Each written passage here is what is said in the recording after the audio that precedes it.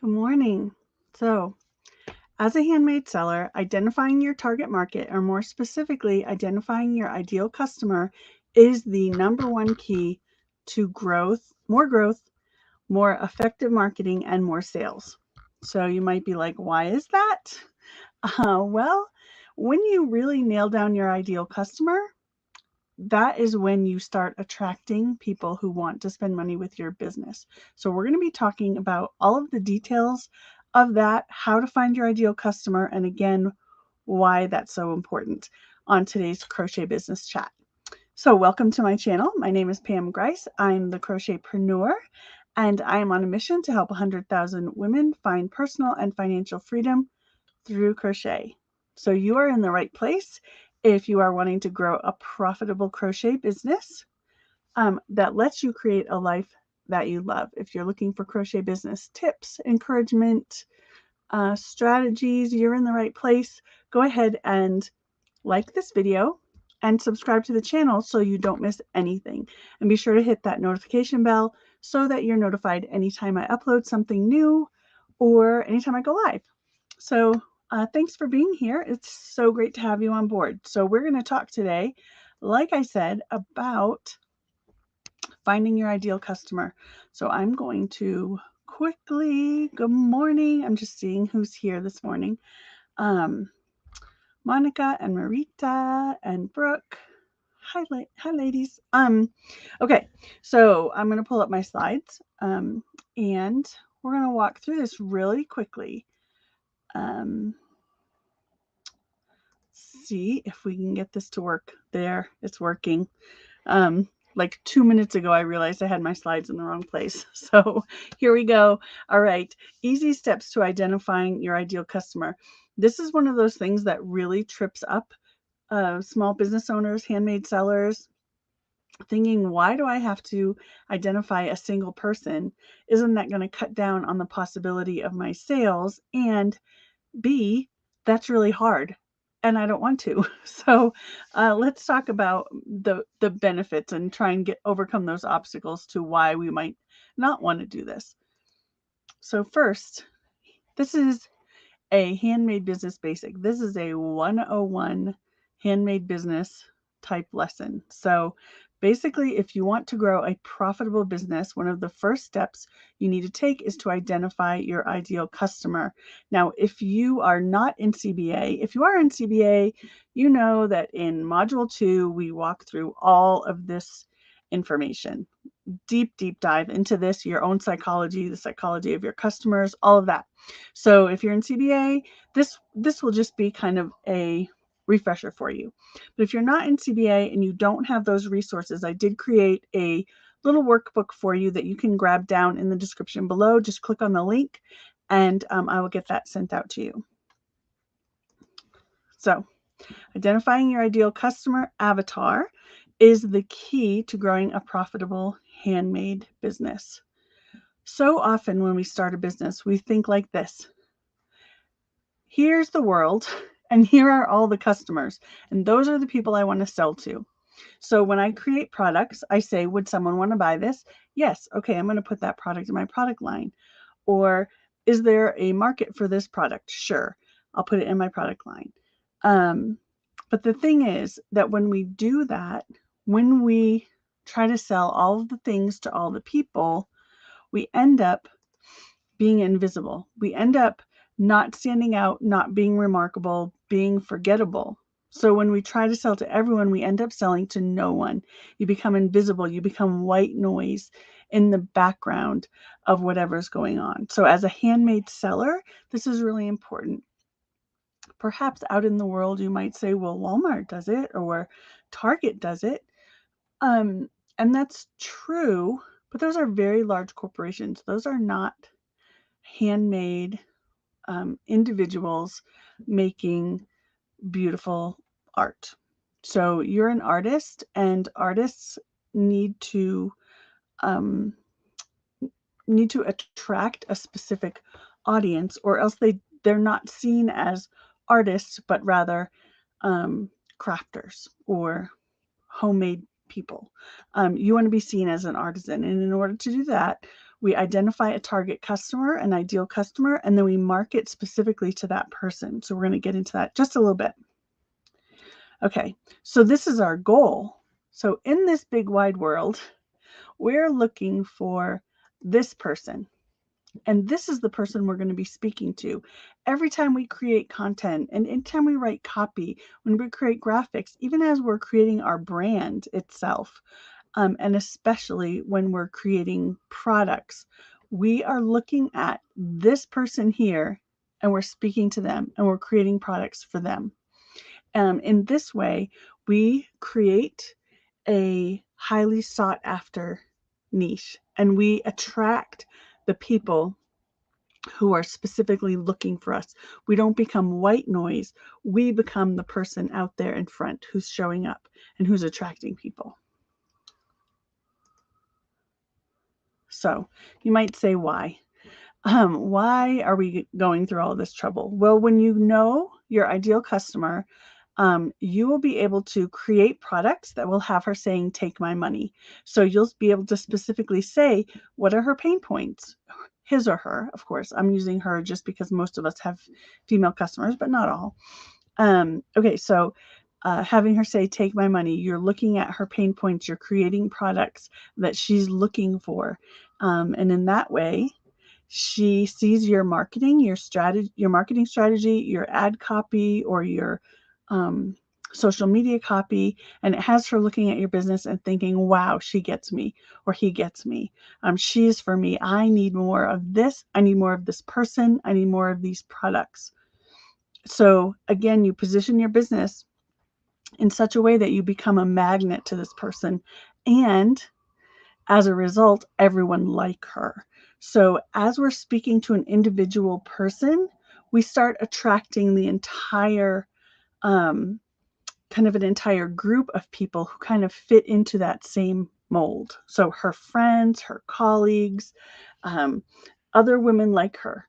There's a huge turkey walking out in my backyard. Sorry, I got distracted. And then finally, it helps you understand what type of content to post on social media to keep her coming back for more.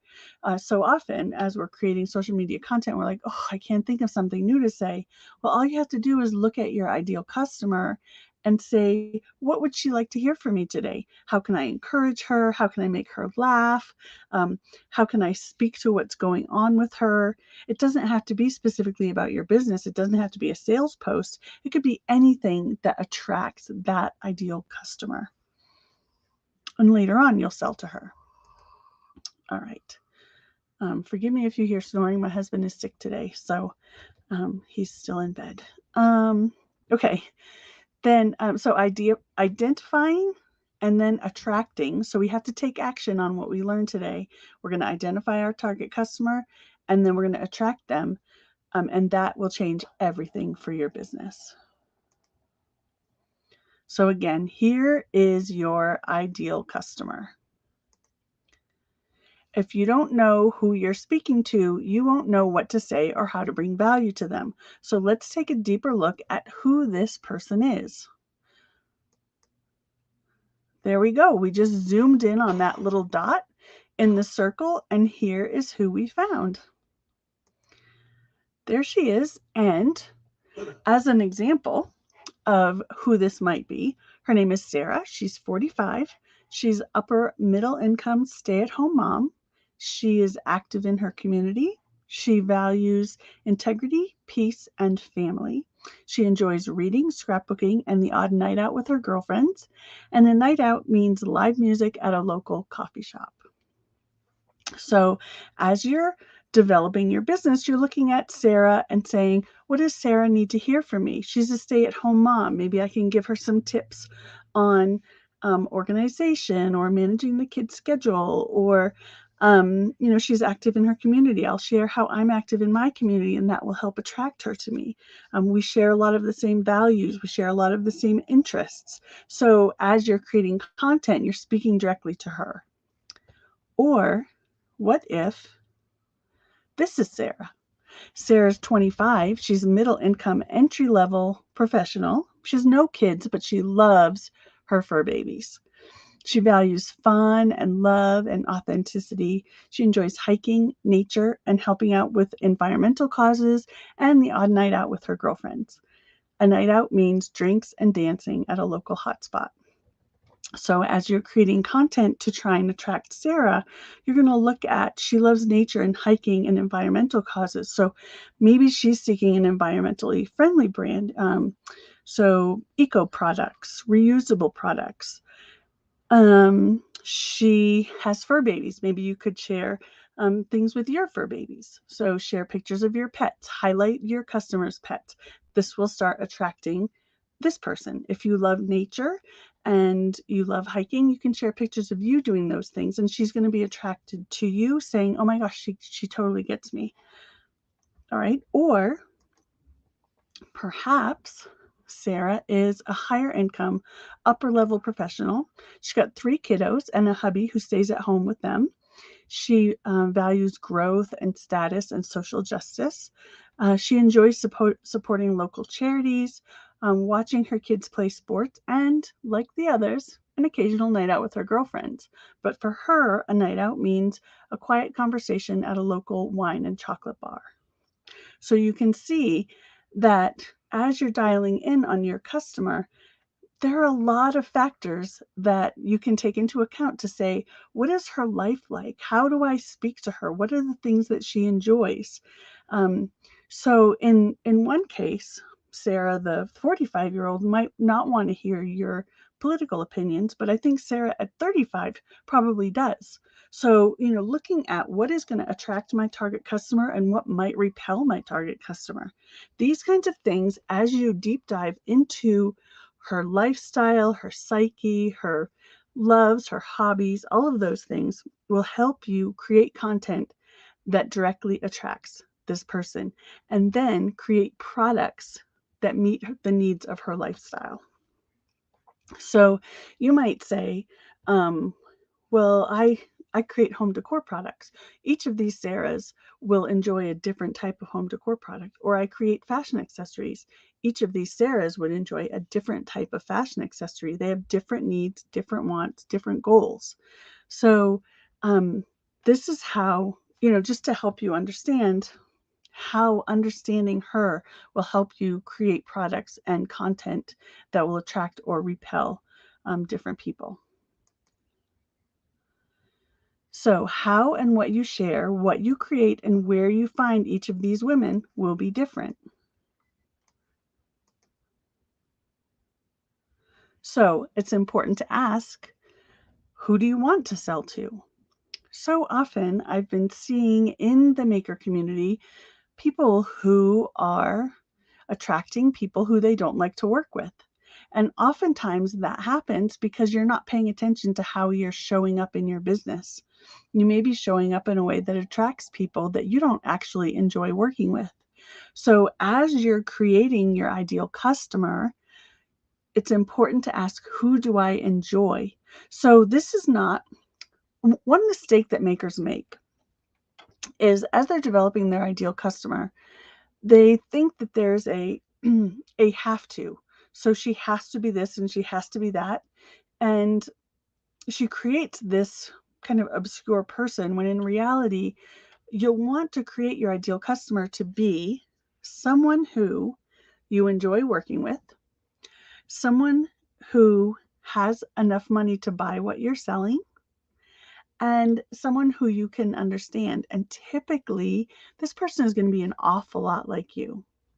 So it is okay to create your ideal customer in your own image, but a little bit different than if she's exactly like you, then she can make her own things. She doesn't need you, right? If she's exactly like you, she could create her own crochet business. So she's different than you in that sense that she isn't a crochet designer or she doesn't know how to crochet products. But she's similar to you, perhaps, in that you like the same fashion styles or you have the same lifestyles. And that's okay. And if she's not, if you still understand her, though she's not like you, that's okay too. And it's also important to understand that this ideal customer avatar can grow and shift over time. As you grow in your business, so will your ideal customer. So here are some questions to ask as you're working out, who do I want to work with? Who do I want to create products for? Let's take a look at these few things. Now, again, that worksheet that I created for you deep dives into these much deeper, but here are a few things that you can look at. Her age, her profession, her relationship status. Does she have children or no children? That's, of course, going to impact her lifestyle. What are her hobbies and interests? What are her values? Because you can use her values to help you create products for her. Again, like we said, social justice or eco-friendly, those kinds of things. If she values at most comfort, then you're going to use comforting words in your copy to attract her. What's her favorite social media? Where does she hang out on social media? Where are you going to find her? Is she on Instagram? Is she on Facebook? Is she here on YouTube? Um, Discover where she hangs out on social media so that you can find her and connect with her there. What are her fears and worries? This will help you understand more of her pain points. What are her favorite stores? What are her favorite brands? Where does she shop? What does she buy? This will help you as you're developing your own brand. Does she like high-end, classy, classic type stores? Then you're going to need to create your branding to be similar to that. Or does she like folksy? Or does she like eco-friendly, natural? All of these things can speak to how you create your own branding. And then finally, I would want you to give her a name. As you saw earlier, I gave this particular avatar the name Sarah.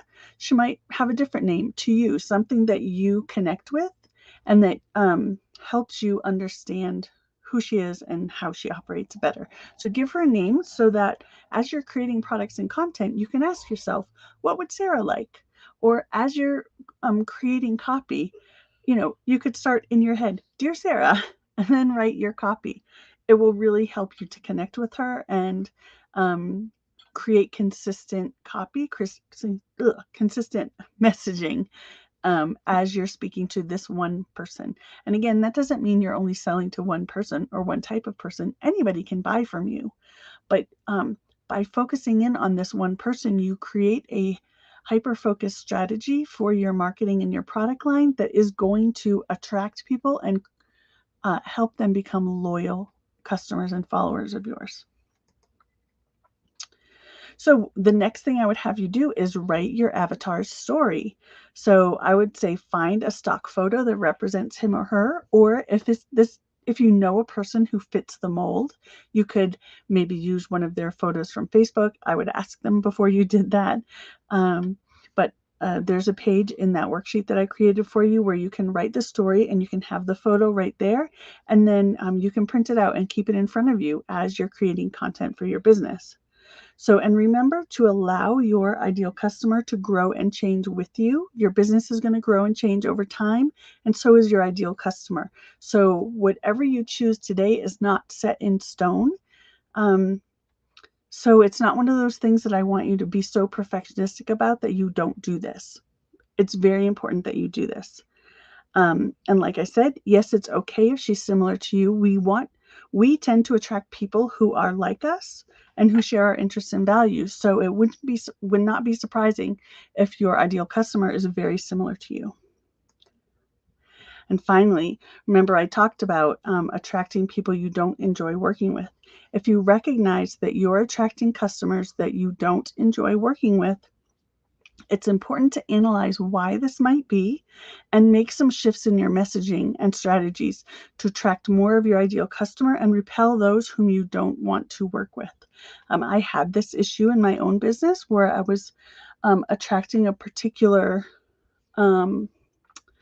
type of person who is not the type of person I enjoy working with. I enjoy people who really care about growth and mindset and taking action. And I found that I was attracting people who were more helpless and powerless. And so that was becoming frustrating in my business. And so I just shifted my messaging a little bit and I shifted my pricing and started attracting more of the people that I enjoy working with.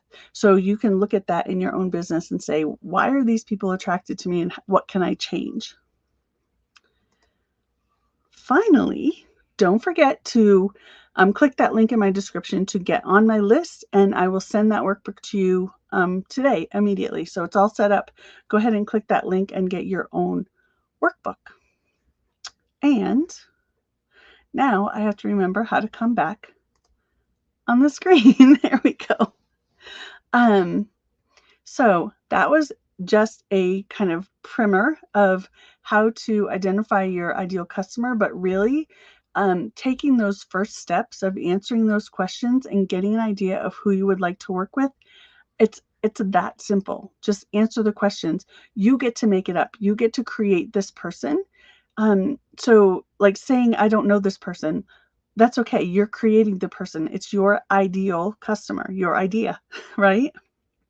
So that's the lesson I have for you today. I so appreciate all of you. Oh, thank you, Busy. Yeah, I got my husband sick. And I'm so glad, Annette, that you're here live.